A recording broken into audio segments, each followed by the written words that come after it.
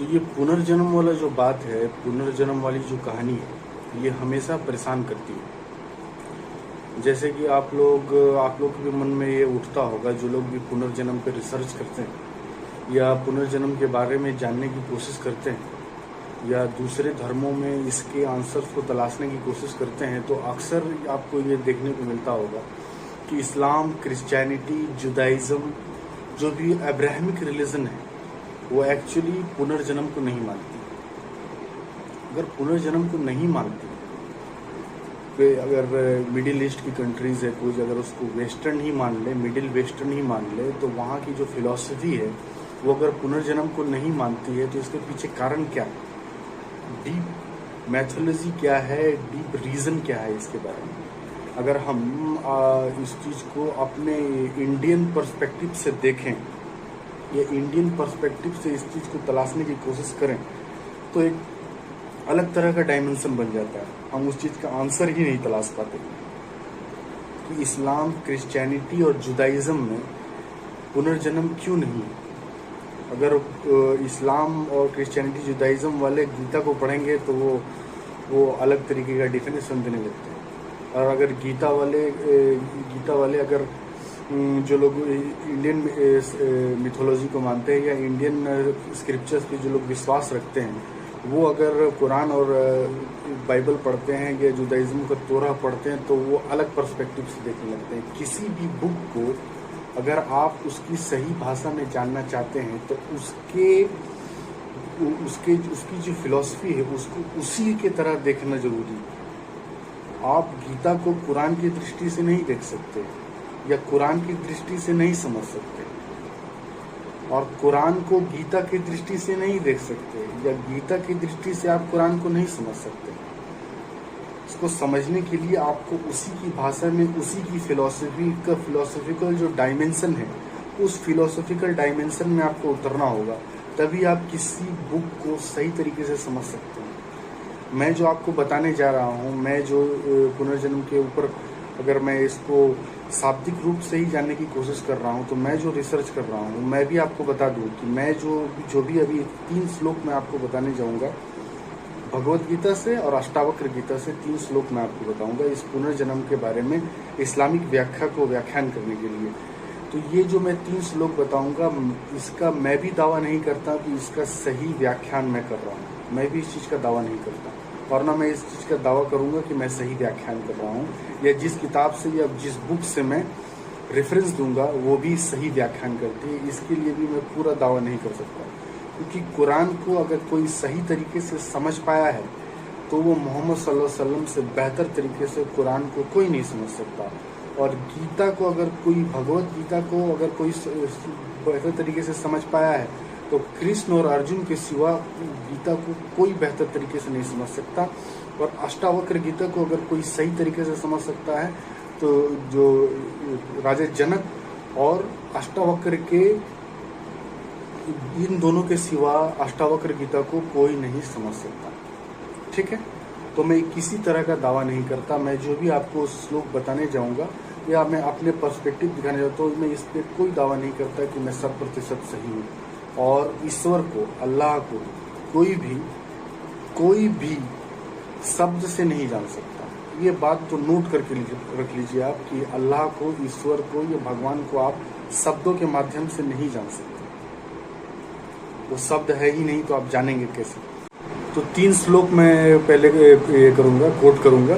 पहला 2 श्लोक मैं भगवत गीता से कोट करूँगा, और उसके बाद लास्ट में मैं एक कोट करूँगा अष्टावक्र गीता से। भगवत गीता से जो मैं 2 श्लोक कोट करूँगा, उसको थोड़ा सा इस्लामिक दृष्टिकोण से देखने की कोशिश करूँगा मैं, और आपको समझाने की कोशिश करूँगा कि क्यों मैं इस्लामिक दृष्टिकोण से देख रहा हूँ। और जो थर्ड में जो कोट करूँगा अष्टावक्र गीता से, वो एक अल्टीमेसी है। अष्टावक्र, ओशो कहते हैं कि अष्टावक्र इतना शुद्ध है, अष्टावक्र की जो गीता है इतना शुद्ध है कि वो, उसमें किसी तरह का पेच नहीं, वो जस के तस कह दिया गया, उसमें किसी तरह का पेच नहीं फंसाया गया या कोई राजनीतिक या सामाजिक चीज़ को दृष्टिकोण में रख कर नहीं लिखा गया। अष्टावक्र ने जो सत्य है उसको सत्य की तरह रख दिया, जस के तस। तो जो अल्टीमेट है वो मैं अष्टावक्र जी के गीता से मैं कोट करके समझाऊंगा। सबसे पहले मैं जो कोट कर रहा हूँ वो भगवत गीता से है, चैप्टर नंबर 9 है और वर्स नंबर 25 है। आप लोग के पास अगर गीता हो तो आप खोल के देख सकते हैं। चैप्टर नंबर 9 वर्स नंबर 25 आपका, मैं हालांकि मैं इसमें संस्कृत में लिखा है मगर मैं संस्कृत में प्रोनाउंसिएट नहीं करूँगा, क्योंकि मैं समझता हूँ कि मैं उतनी अच्छी तरीके से संस्कृत प्रोनाउंसिएट नहीं कर पाऊँगा। हालांकि मैं हिंदी मीडियम से पढ़ा हूँ मगर मैं समझता हूँ कि मुझे संस्कृत में नहीं पढ़ना चाहिए। तो मैं इसका जो गीता प्रेस में जो इसका अनुवाद है, चैप्टर नंबर 9 वर्स नंबर 25 वो आपको सुनाता हूँ। Those who are votaries of gods go to gods, those who are votaries of men's reach men's, those who adore the spirit reach the spirit, and those who worship me come to me alone. That is why my devotees are no longer subject to birth and death. मतलब जो कृष्ण को पूजा करते हैं वो जन्म और मृत्यु से के जो चुंगल है, पुनर्जन्म के जो चुंगल है या पुनर्जन्म की जो क्या बोलते हैं जो जाल है, उस माया जाल से बाहर निकल जाते हैं जो कृष्ण की पूजा करते हैं। अगर मैं इसका हिंदी अनुवाद में ही आपको बताऊं, चैप्टर नंबर 9 वर्स नंबर 25, तो आपको मैं गांधी जी की गीता से कोट कर रहा हूं। हालांकि गांधी जी ने हर वर्स को पकड़ के एक अलग तरीके से डिफाइन किया है, मगर उसका एक एग्जैक्ट अनुवाद भी है जिसमें यह लिखा हुआ है चैप्टर नंबर 9 वर्स नंबर 25 में, देवों को भजने वाले देवताओं को, पितरों की पूजा करने वाले पितरों को, और भूतों की पूजा करने वाले भूतों को, और मेरी पूजा करने वाले मुझको प्राप्त होते हैं। मतलब श्री कृष्ण को जो पूजा करते हैं वो इस माया जाल से बाहर निकल जाते हैं और पुनर्जन्म को प्राप्त नहीं होते। उसी में आगे चलते हुए श्री कृष्ण की गीता में ही, भगवत गीता में ही, चैप्टर नंबर 10 वर्स नंबर 3, जिसमें उन्होंने कहा है, जो मुझे आज अनादि और लोकों में महेश्वर के रूप में जानता है, हिंदी अनुवाद में पढ़ रहा हूँ, जो मुझे आज अनादि और लोकों में महेश्वर के रूप में जानता है वह मोह में नहीं पड़ता। मोह में पड़े हुए व्यक्ति को रात्रि दिन के समान और दिन रात्रि के समान है। इन सब नाशवंत प्राणियों में जो ज्ञानी है वो समस्त पापों से मुक्त हो जाता है, क्योंकि ऐसे मनुष्य के हृदय में फिर राग द्वेष नहीं रहता, अभिमान नहीं रहता। वह द्वंद्व से निर्लेप हो जाता है, नम्र हो जाता है और मानता है कि हम ईश्वर का दिया हुआ खाते हैं। और इसी का मैं गोरखपुर एक्सप्रेस के जो चैप्टर नंबर 10 है वर्स नंबर 3 है, उसको इंग्लिश में मैं कोट करता हूँ। He who knows me reality as birthless and without beginning, जो मुझे बर्थलेस और बिना शुरुआत के मानता है, and as the supreme of the universe, he undiluted among man is purged of all sins. मतलब जो उनको अजन्मा मानता है और जो उनको पूरे सृष्टि का तारनहार मानता है, अजन्मा मानता है, वो सारे पापों से मुक्त हो जाता है। तो इस विषय में ओशो की एक कही हुई बात है। ओशो से बहुत लोगों ने क्वेश्चन किया था कि श्री कृष्ण खुद को भगवान क्यों कह रहे हैं, श्री कृष्ण गीता में खुद को भगवान क्यों कह रहे हैं। तो ओशो ने एक बात कहा था, ओशो ने कहा था कि जब नदी मुहाने पर पहुंच जाती है, जब सागर से मिल जाती है या मिलने वाली रहती है, तो नदी नहीं रहती, नदी सागर हो जाती है। इस बात को समझने की कोशिश कीजिएगा। नदी जब मुहाने पर पहुंचने वाली होती है और सागर से मिल जाती है, तो नदी नहीं रहती, वो सागर हो जाती है। वो खुद को सागर के रूप में एड्रेस कर सकती है।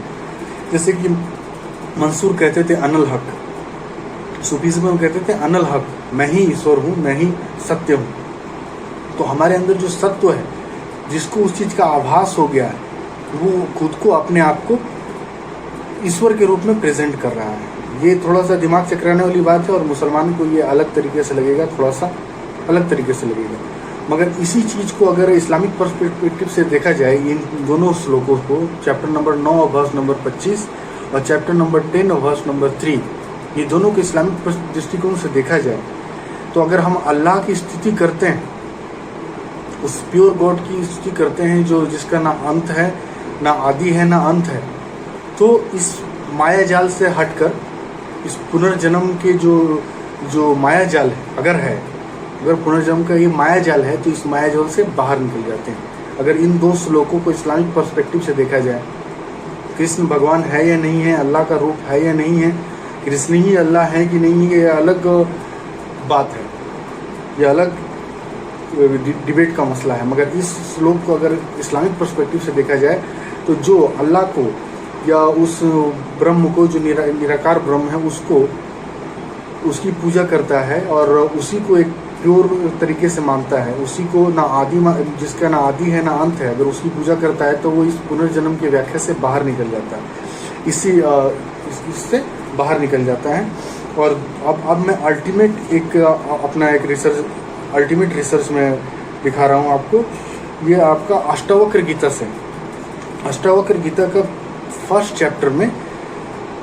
चैप्टर का 11वां वर्स है, 11वां श्लोक है, जिसमें वो बोलते हैं कि जिसे मैं मुक्त हूँ ऐसा अभिमान है, जिससे मैं मुक्त हूँ ऐसा अभिमान है वो मुक्त है।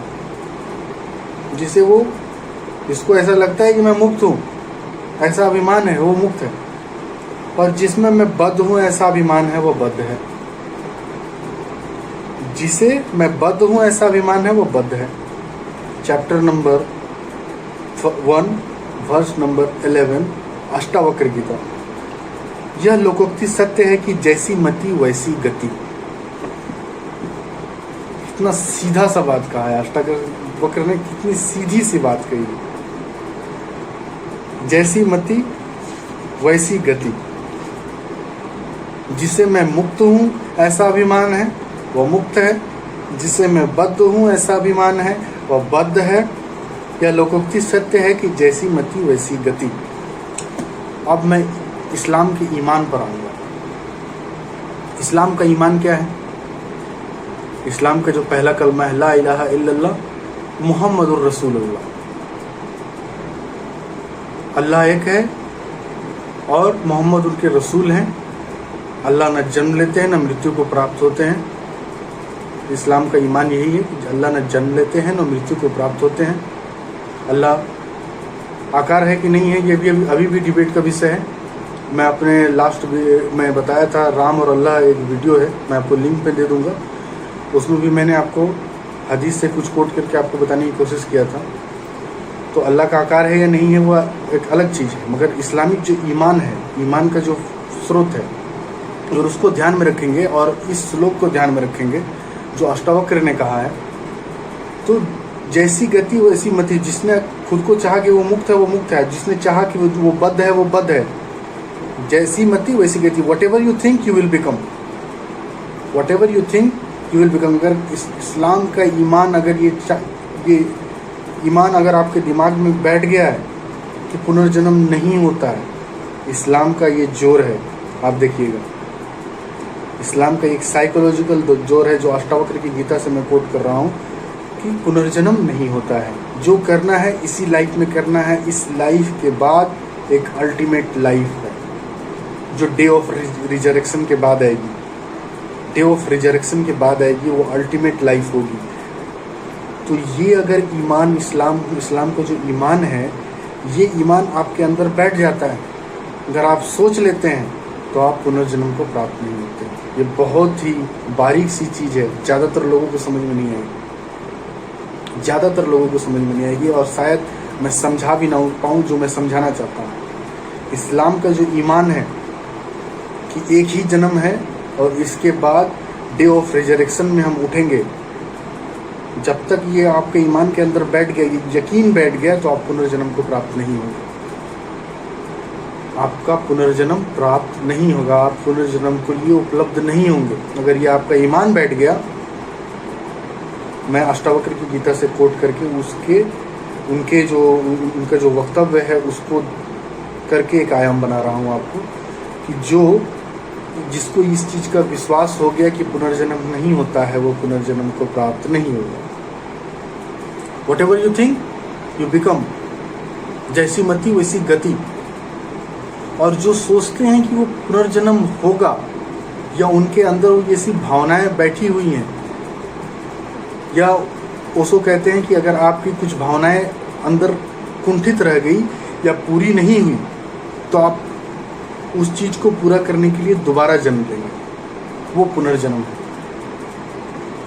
और अगर आपने पहले ही सोच लिया कि पुनर्जन्म होता ही नहीं है, जो करना है इसी लाइफ में करना है और उसके लिए उपलब्ध हो जाना है, तो फिर आप पुनर्जन्म को प्राप्त नहीं होंगे। अब ज़्यादा मैं डिफाइन नहीं करूँगा। जो लोग समझदार हैं वो इसी चीज़ से समझ जाएंगे, और जो नहीं समझना चाहते हैं वो कमेंट बॉक्स में लड़ते रहेंगे। धन्यवाद।